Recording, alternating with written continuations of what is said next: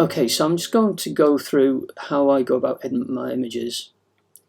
So I'm just going to start on something simple like this. Just a cowslip in some grass, early morning dew. And basically the way that I approach it is I try and get the image the best it possibly can be before editing in Lightroom. So basically I want the best exposure I can get with the maximum amount of detail. This has been shot in RAW, and you can see how it's a very flat image with very little contrast to it. And that gives me a huge amount of detail to work with, maximum amount of tones that I can create in this image. If we go over to the right, you can see here the histogram, which is exactly the same as the one on your camera, apart from you've got these kind of 3 extra coloured areas. It's split off instead of just in the one that we would usually see on a camera. And you can see that it's quite far over to the right against the edge here. Huge amount of detail, very little in the shadow area here. That's why it's so low contrast. And it being shot in RAW as well, it's another reason why it's quite low contrast, and we've got maximum amount of detail there. So I'm just going to go straight into the develop module, and usually I just basically work down this row of options on the right hand side here. At the top here we've got kind of crop and edit and things like that. I usually kind of leave that till a bit later on in the process. Your composition can change quite a lot as you're editing away. You can kind of tweak it a little bit as you go, and so I kind of tend to leave that till the last unless there's something to straighten or something like that.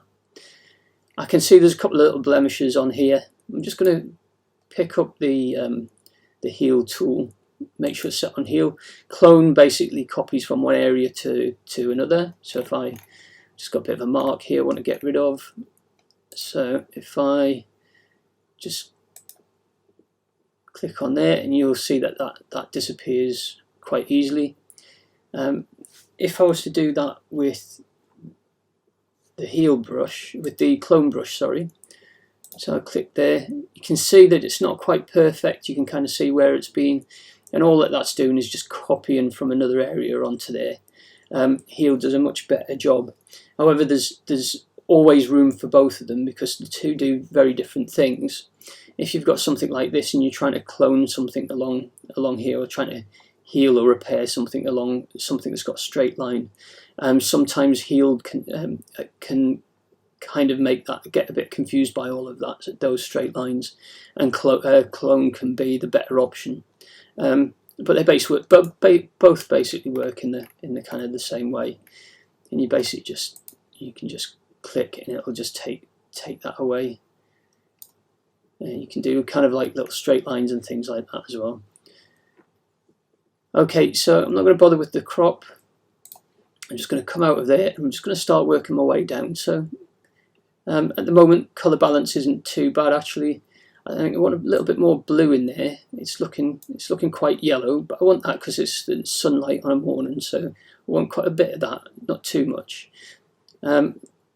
Highlight, shadows, I'm just going to skip them for a moment because what I want to do is increase the contrast, and I find that curves are better for doing this.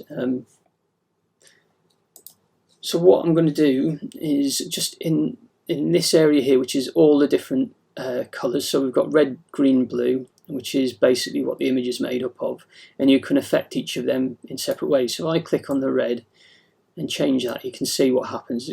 That's the red and the green there that's being affected. But I'm just going to stick with the combined kind of editing there, and all I'm going to do is just give it a bit of an S curve.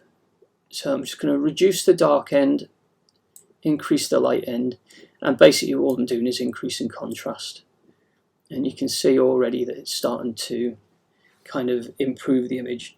Now if I just press the backslash, you'll see that it shows you a before and after. I'm just going to flick it over to before and after there, and already you can see the significant difference that makes, and we've literally just touched a couple of things.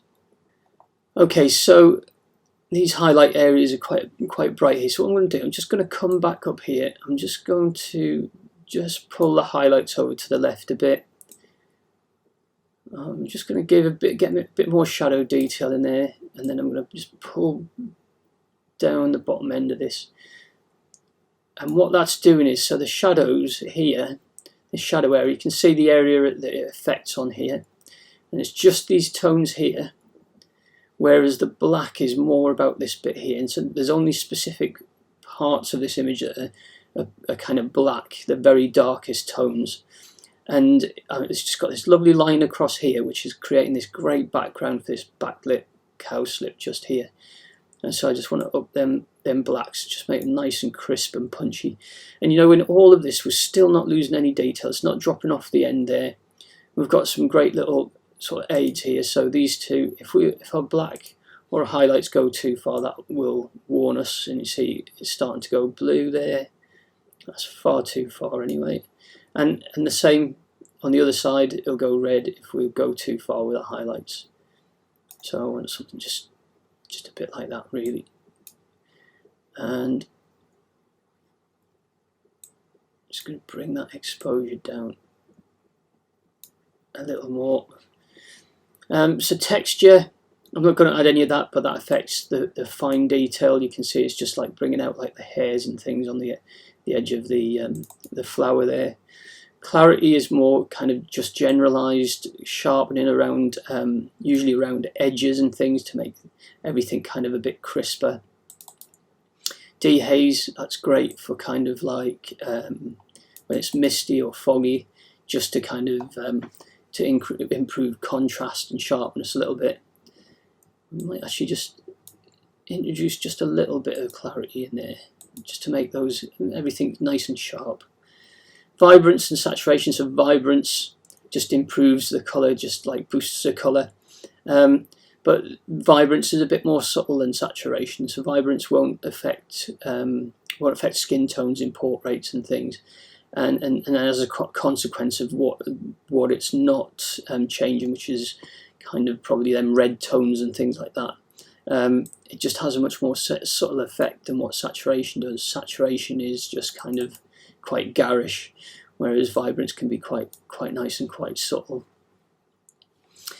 And then I'm just going to come down to the colour here. I don't really use this that often, but just to kind of show you what it does. You know, so we can actually choose specifically the yellows and just change the colour or the hue, which is that kind of like the specific colour that it is. The saturation, so I can either make them kind of go grey or extremely saturated. And then the luminance, which is kind of how dark or light it is, it maintains that amount of colour, but again, these are all very useful. I don't use them that often, but there are things it's very useful for. And at the bottom here, we've got like sharpening. Most images need just a little bit of a sharpening at least. Noise reduction, don't really need any on here because it's such a clean image anyway.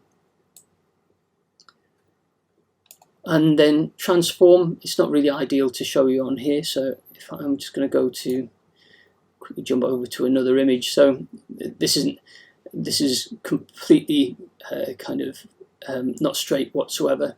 So the great thing about transform, let's see if it works on auto. Auto is very good actually for, you can see there that it's straightened it up, and then it's still not kind of straight in terms of like horizontally. So I'm just going to tweak that a little bit more, rotate that. Still not quite what I wanted. You've got to take it quite a bit further to get it exactly right, but that just shows you there what you can do, and there you go, that's that kind of straightened out, which is very, very clever, and it's a very, very powerful tool that's really helpful when you haven't got quite straight horizons and straight kind of verticals and things. And then I'm just going to go back to this, and that's pretty much it really. Just switch these off. There's still a little bit I can see just there in the highlights. There's a little bit where we could do with a little bit more detail. just going to take the brush and just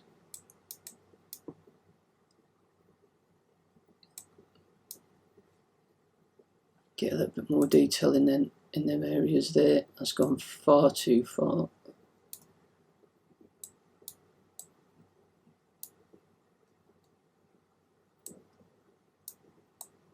Just back that off a little bit more. It's because, so you see, because I've got my flow on very high, it's just kind of really overdoing it there. And just reduce the exposure. That's it, and that's about it, I think. And just to kind of show you the before and after view of it, you can see, I mean, there's very little I've done to it there, but it's just increased the contrast of that beautifully and just made it a much stronger, sharper image. And this is basically your workflow. Nice, flat, detailed image from camera, with as much detail in there as you can get. Gives you all these options to kind of edit. So just one last thing, I'm just going to go back to the library, go to export, and that's where you export your image from. So put it in a folder called exports on my desktop. I'm going to call it cow slips. I'm going to export as a JPEG with 90 because I want it's that good balance between quality and size. 2000 pixels is more than big enough for say social media and things. Sharpen for screen at that size, that's only going to sharpen a very small amount, and then basically export the image. Okay, I hope that's been helpful. If you've got any questions or you want me to do anything specific in Lightroom in the future, just leave me a message, and keep coming back because I'll be doing more and more of these in the future. Thank you very much.